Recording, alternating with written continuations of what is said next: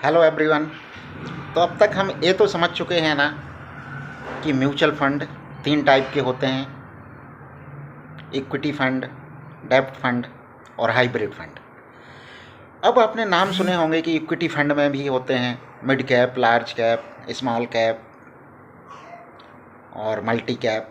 तो ये सब क्या है, इनमें से कौन सा बेस्ट रहेगा, कौन अच्छा रिटर्न देता है? क्या मिड कैप अच्छा रिटर्न देता है? क्या लार्ज कैप सेफ़ है? क्या स्मॉल कैप में ज़्यादा रिस्क है? तो ये सारी चीज़ें हम डिस्कस करेंगे आज के इस वीडियो में। आज के वीडियो का टॉपिक रहेगा mid cap, small cap, large cap, इनके बारे में। इनमें से कौन सा बेस्ट है, कौन रिस्की है, कौन सा सेफ है, कौन अच्छा रिटर्न देगा। तो अगर आप म्यूचुअल फंड में इन्वेस्टमेंट कर रहे हैं तो आज का वीडियो आपकी इन्वेस्टमेंट की स्ट्रेटजी के लिए बहुत ही इम्पोर्टेंट वीडियो है। तो इसको आप एंड तक देखिए, क्योंकि एंड में मैं बताने वाला हूँ एक ऐसी बोनस टिप म्यूचुअल फंड के बारे में। तो नमस्कार दोस्तों, स्वागत है आपका मेरे चैनल में जिसका नाम है वेल्दी दीपक। और यहाँ पर हम पैसे कमाने की नहीं, पैसे को ग्रो करने की और पैसे को मैनेज करने की स्मार्ट टेक्निक सीखते हैं।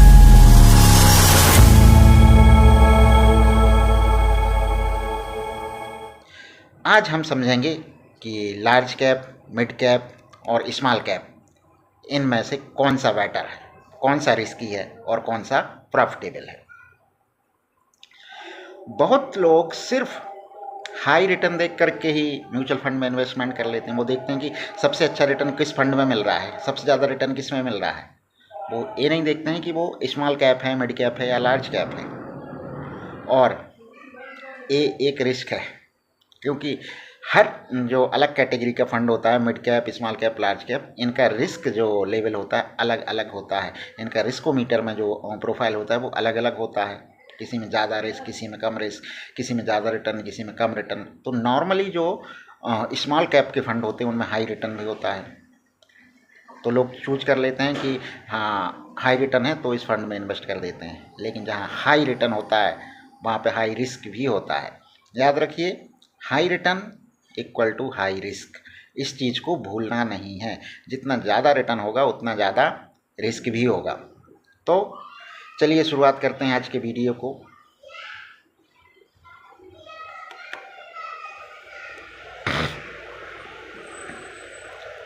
सबसे पहले देखते हैं कि लार्ज कैप फंड्स क्या होते हैं। हमने नाम सुना है लार्ज कैप फंड, तो क्या मतलब होता है इसका? तो लार्ज कैप फंड वो म्यूचुअल फंड होते हैं जो अपने देश की सबसे बड़ी कंपनियों में अपना पैसा इन्वेस्ट करते हैं। सबसे बड़ी मतलब मार्केट कैप के हिसाब से जो टॉप की 50 कंपनियां होंगी उन्हीं में इन्वेस्ट करते हैं।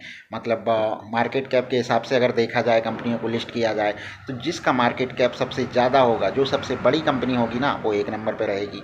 जो दूसरे उससे थोड़ा कम कैपिटल होगा वो दूसरे नंबर पर रहेगी, उससे और कम होगा वो तीसरे नंबर पर रहेगी। इस तरीके से टोटल जो टॉप की 50 कंपनियां होंगी, सिर्फ उन्हीं में पैसा इन्वेस्ट करते हैं लार्ज कैप म्यूचुअल फंड। मतलब इनका एक क्राइटेरिया होता है कि कम से कम 80% तो इक्विटी में करना है, और वो भी लार्ज कैप वाले में। तो अपने देश की जो सबसे बड़ी कंपनियां हैं, सबसे ज़्यादा प्रॉफिटेबल, सबसे ज़्यादा पैसे वाली कंपनियां हैं, उनमें ये पैसा इन्वेस्ट करते हैं। एग्जाम्पल के लिए जैसे रिलायंस हो गया, रिलायंस फिलहाल सबसे बड़ी कंपनी है। TCS हो गया, HDFC बैंक हो गया। तो अब जो इतनी बड़ी बड़ी कंपनियां होती हैं, इनमें पैसा लगता है, तो इससे होता क्या है, इनका मेन पर्पज क्या होता है? तो ध्यान रखिए कि जो बड़ी बड़ी कंपनियां होंगी ना, वो आराम से हिलती डुलती नहीं है। मतलब जो उनका स्टॉक का प्राइस होगा ना, वो ज़्यादा वोलेटाइल नहीं होता कि आज अचानक से इतना गिर गया, अचानक से 10% बढ़ गया। ये कंपनियां ग्रोथ करती हैं, लेकिन धीरे धीरे करती हैं। स्टेबल रहता है, मतलब इन पर अचानक से कोई लॉस का चांस नहीं रहता, अचानक से बढ़ती भी नहीं है रातों रात। तो इसमें क्या होता है कि स्टेबल रिटर्न रहता है लार्ज कैप कंपनियों में। दूसरा, रिस्क कम रहता है कि जैसा मैंने बताया कि अचानक से तो इनमें भारी बड़ा फेरबदल हो नहीं सकता, क्योंकि ये तो देश की टॉप कंपनियां हैं। अर्थव्यवस्था डिपेंड करती है, देश की जो अर्थव्यवस्था है ना, ऐसी कंपनियों पर डिपेंड करती है। तो इनमें रिस्क कम रहेगा, रिटर्न स्टेबल रहेगा और लॉन्ग टर्म में सेफ ग्रोथ रहेगी।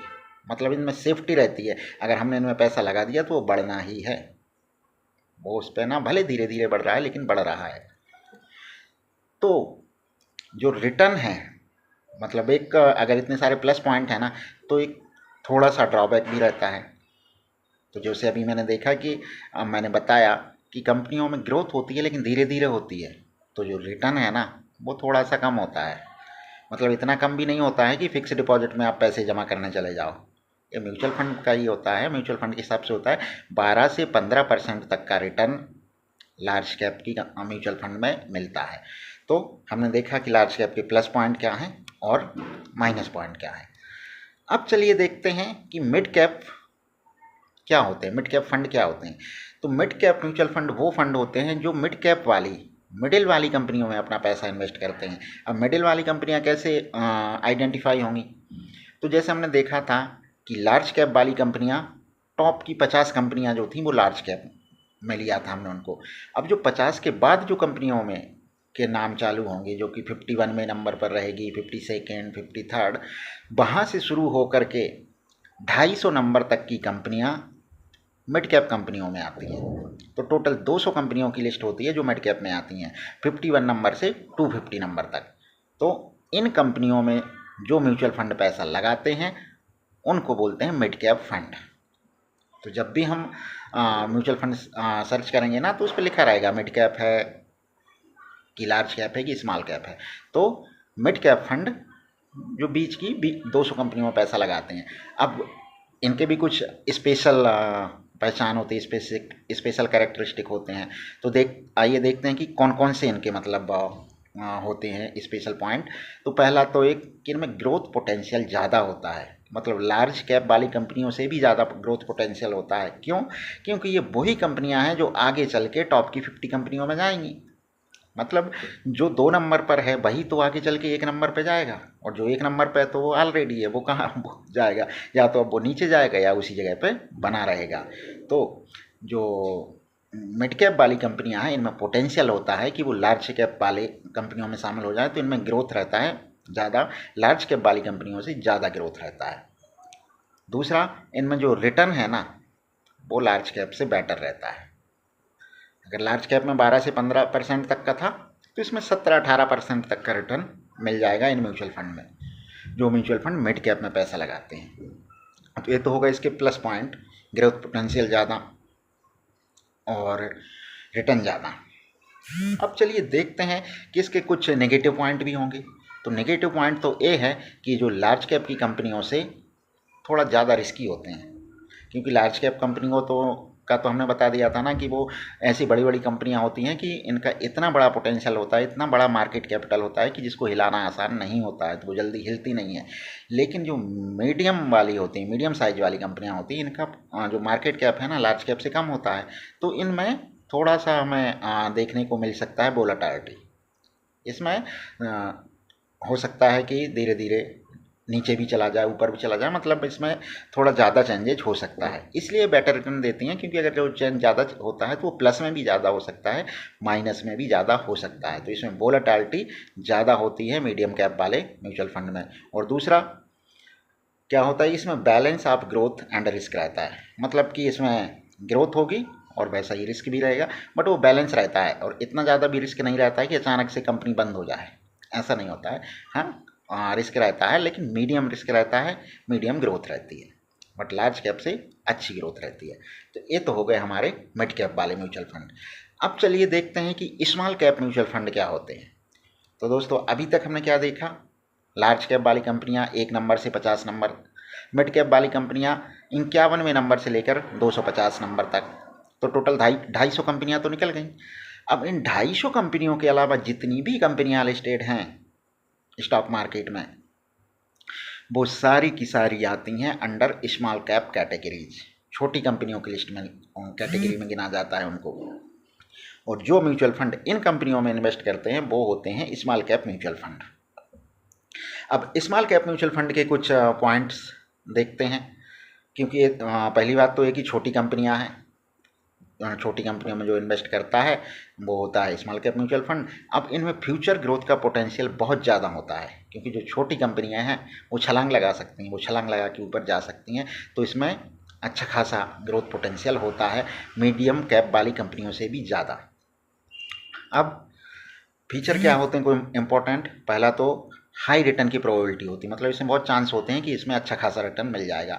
और वेल्थ क्रिएशन इससे हो सकती है, ह्यूज वेल्थ क्रिएशन हो सकती है। मान लो आपने एक छोटी सी कंपनी में इन्वेस्ट कर दिया जिसका शेयर है मान लो 5 रुपये 10 रुपये, अब वो शेयर अचानक से पहुंच गया बढ़ते हुए 100 रुपये 200 रुपये 500 रुपये 1000 रुपये, तो कितने गुना आपका इन्वेस्टमेंट बढ़ जाएगा। तो इनमें हाई पोटेंशियल होता है ग्रोथ करने का। अब जैसे मैंने शुरू में भी बताया था कि हाई रिटर्न तो हाई रिस्क होता है, तो ये वही कैटेगरी की कंपनियां हैं स्मॉल कैप वाली कि ये डूब भी सकती हैं। तो जैसे हम सोच रहे थे ना कि अचानक से छलांग लगा देगी कंपनी ऊपर को जाएगी, तो अचानक से नीचे को भी लुढ़क सकती है। तो हो सकता है कि जिस कंपनी का शेयर 10 रुपये का है वो 1 रुपये पे आ जाए और आपके 90% पैसा डूब जाए।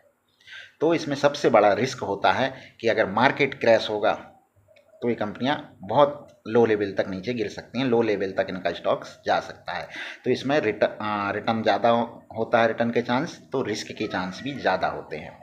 अब चलिए कंपैरिजन करते हैं तीनों टाइप के म्यूचुअल फंड का, कि हमारे जो लार्ज कैप फंड है, medium cap mid cap fund है और स्मॉल कैप फंड है, इनको एक साथ एक कंपैरिजन करके देख सकते हैं। पहले देखते हैं हम रिस्क के पर्सपेक्टिव से।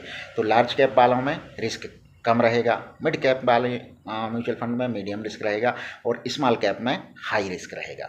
अब रिटर्न में पोटेंशियल में देखें तो लार्ज कैप में जो रहेगा हमारा पोटेंशियल मॉडरेट रिटर्न मिलेगा, मिड कैप में हमारा हाई रिटर्न मिलेगा और स्मॉल कैप में तो वेरी हाई रिटर्न के चांसेस रहते हैं। स्टेबिलिटी के पर्सपेक्टिव से देखते हैं तो जो लार्ज कैप की कंपनियां हैं उनमें हाई स्टेबिलिटी होती है, तो हमारा पैसा सबसे ज़्यादा सेफ लार्ज कैप में होता है। मीडियम कैप में जो स्टेबिलिटी है वो मीडियम टाइप की रहती है, तो ये थोड़ा सा कम सेफ होता है लार्ज कैप के कंपैरिजन में। और स्मॉल कैप में तो स्टेबिलिटी लो होती है, मतलब हम कुछ नहीं कह सकते हैं कि कब नीचे चला जाए कब ऊपर चला जाए, तो इसमें लो स्टेबिलिटी होती है। हाई रिटर्न तो हाई रिस्क, इस चीज़ को हमेशा याद रखो। स्मॉल कैप हाई रिटर्न देता है तो हाई रिस्क का चांस भी है उसमें। अब चलिए एक सवाल, हमने समझ लिया है मिड कैप फंड क्या है, स्मॉल कैप फंड क्या है, लार्ज कैप फंड है। आपके लिए कौन सा फंड सही है, कौन सा फंड आपके लिए सही होगा? आप सोचिए 1 मिनट के लिए, वीडियो को पॉज कीजिए और 1 मिनट के लिए सोचिए, कमेंट करके बताइए कौन सा फंड सही है। ठीक है, हम देखते हैं अब इसको कि लार्ज कैप के जो फंड है ना वो बिगनर्स के लिए सही है, क्योंकि उसमें ज़्यादा वोलेटिलिटी नहीं होगी, अचानक से ऊपर नीचे नहीं होगा। और जो सेफ इन्वेस्टर हैं, जो सेफ प्ले करना चाहते हैं, इक्विटी में तो पैसा लगाना चाहते हैं बट वो चाहते हैं कि उनका पैसा सेफ भी रहे, उसका पैसा में अचानक से कोई वोलेटिलिटी ना आए, अचानक से नुकसान ना हो, तो वो सेफ इन्वेस्टर भी लार्ज कैप में जा सकते हैं, क्योंकि लार्ज कैप में सेफ्टी सबसे बढ़िया होती है, क्योंकि ये कंपनियां बड़ी बड़ी हैं तो इन अचानक से ज़्यादा बड़े बड़े चेंज इनमें नहीं होते हैं। तो लार्ज कैप में कौन कौन जाएगा? सेफ इन्वेस्टर जा सकते हैं और बिगनर्स, इनके लिए बेस्ट सूटेबल है large cap mutual fund. Mid cap वाले जो फंड हैं वो किसके लिए सूटेबल हैं? जो मॉडरेट रिस्क लाने वाले लोग हैं, मतलब जो चाहते हैं कि ज़्यादा बड़ा रिस्क भी नहीं लेना है, ज़्यादा छोटा एकदम सेफ भी नहीं खेलना है, तो उनके लिए मिड कैप वाले फंड बेस्ट हैं। अब स्मॉल कैप वाले फंड किसके लिए सही है? तो स्मॉल कैप तो मैंने बताया कि ये हमारे हाई रिस्क और हाई रिटर्न वाले हैं। तो ऐसे इन्वेस्टर जिनके पास लॉन्ग टर्म का प्लान है, जिनको इन्वेस्ट करना है कम से कम 25 से 30 साल तक का प्लान है उनके पास में, या तो ऐसे इन्वेस्टर जिनने अभी अभी इन्वेस्टमेंट के फील्ड में कदम रखा है, जिनकी एज है 20 से 25 के बीच में, तो उनके पास ज़्यादा लंबा टाइम है इन्वेस्ट करने के लिए, तो और उनके पास रिस्क एपेटाइट भी ज़्यादा है, क्योंकि कम एज में बंदा ज़्यादा रिस्क ले सकता है। तो लॉन्ग टर्म के एग्रेसिव इन्वेस्टर जो होते हैं वो स्मॉल कैप में इन्वेस्ट कर सकते हैं। तो जो आपके कैटेगरी है, सही कैटेगरी के अगर आप चूज करते हैं तो आप एक अच्छा वेल्थ बना सकते हैं। तो सही कैटेगरी डिपेंड किस चीज़ पर करती है कि आपका रिस्क लेवल कितना है, आप कितना रिस्क ले सकते हैं, उस पर डिपेंड करता है कि आप कौन सा म्यूचुअल फंड चूज करेंगे। ठीक है, अब चलिए देखते हैं स्मार्ट स्ट्रेटजी क्या होना चाहिए। ये तो हमने देख लिया कि स्मॉल कैप में कौन इन्वेस्ट कर सकता है, मिड कैप में कौन, मतलब कर तो हम सब में सकते हैं, लेकिन कौन सा किसके लिए सही रहेगा ये हमने बताया। अब देखते हैं कि स्मार्ट इन्वेस्टर होते हैं ना, वो कौन सी स्ट्रेटजी फॉलो करते हैं। तो दोस्तों, स्मार्ट इन्वेस्टर कभी भी एक कैटेगरी में इन्वेस्ट नहीं करते। सिंपल सा एग्जांपल देखिए, एक फल वाला है, वो फल बेच रहा है, वो आम आम बेचता है। तो हर साल आम के मौसम में वो आम लेकर के आता है और पूरे मार्केट में उसके फल बिकते हैं और अच्छा खासा उसे बेनिफिट होता है। अब एक साल क्या होता है कि ऐसा मौसम चेंज होता है कि आम आम की फसल बर्बाद हो जाती है, आम मतलब पक नहीं पाते, आम झड़ जाते हैं, आम की पैदावार ज़्यादा नहीं होती। तो अब उस बाज़ार में वो क्या लेकर के जाएगा, वो खाली बैठा रहेगा, उसका तो कुछ बेनिफिट नहीं होगा। अब उसी के कंपैरिजन में मार्केट में दूसरे लोग भी हैं जो 4-5 टाइप के फ्रूट बेचते हैं। कोई आम भी बेच रहे हैं, वो केले भी बेच रहे हैं वो लोग, पपीते भी बेच रहे हैं वो लोग, अनार भी बेच रहे हैं वो लोग, एप्पल भी बेच रहे हैं। तो उनमें क्या होगा कि अगर कभी एक टाइप का फल की कमी हो गई मार्केट में तो दूसरा बिकता रहेगा, तो उनका जो फ़ायदा है ना वो कंटिन्यूस चलता रहेगा, उनकी दुकान हमेशा चलती रहती है। तो स्मार्ट इन्वेस्टर भी यही करते हैं कि वो कभी भी एक कैटेगरी में पूरा पैसा नहीं लगाते, वो अलोकेट करते हैं पैसा, थोड़ा मिड कैप में, थोड़ा लार्ज कैप में, थोड़ा स्मॉल कैप में। तो आइडियल अलोकेशन डिस्कस कर लेते हैं। आइडियल अलोकेशन क्या होना चाहिए कि लार्ज कैप में 50% लगाओ तो 50% पैसा सेफ रहेगा और ग्रो करता रहेगा। मिड कैप में 30% लगा सकते हो तो हमें मीडियम ग्रोथ मिलती रहेगी इससे। स्मॉल कैप में 20% पैसा इन्वेस्ट करो, उसमें क्या होगा कि अगर बढ़ेगा तो इस 20% का जो अमाउंट है वो भी ज़्यादा हो जाएगा, और अगर घटेगा तो हमें लॉस सिर्फ 20% वाले पर ही होगा, बाकी का तो हमारा सेफ रहेगा पैसा। तो ये है एक स्मार्ट स्ट्रेटजी।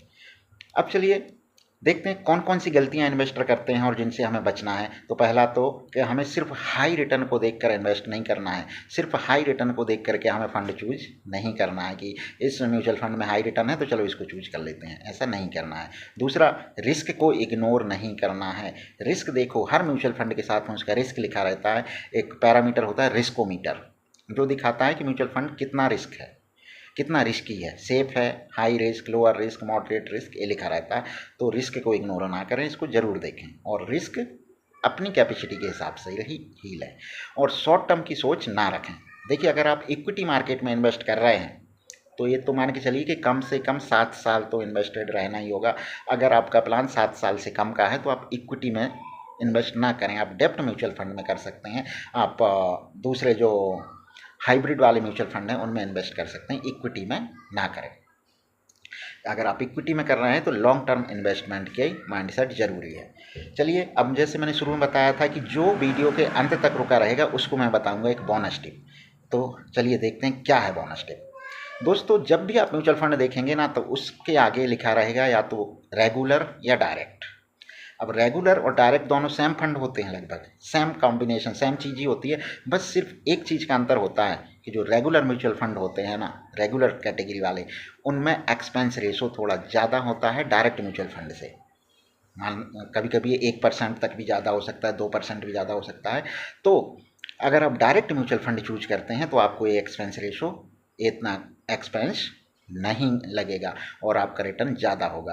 तो जब भी आप म्यूचुअल फंड चूज करें तो रेगुलर और डायरेक्ट का ध्यान रखें। तो दोस्तों, अब आपको समझ में आ गया होगा कि लार्ज कैप, मिड कैप और स्मॉल कैप में कौन सा किसके लिए सही है, किस में कितना इन्वेस्टमेंट करना सही है और इनमें क्या फ़र्क है एक दूसरे में। तो कमेंट करें, अगर आपको समझ में आ गया है तो कमेंट करें क्लियर।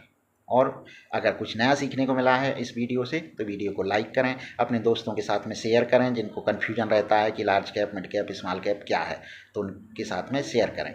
और हाँ, अगर चैनल को सब्सक्राइब नहीं किया है अभी तक तो चैनल को सब्सक्राइब कर लें, जिससे आपको डेली मिलते रहेंगे इसी तरीके के फाइनेंशियल लर्निंग के वीडियोज़।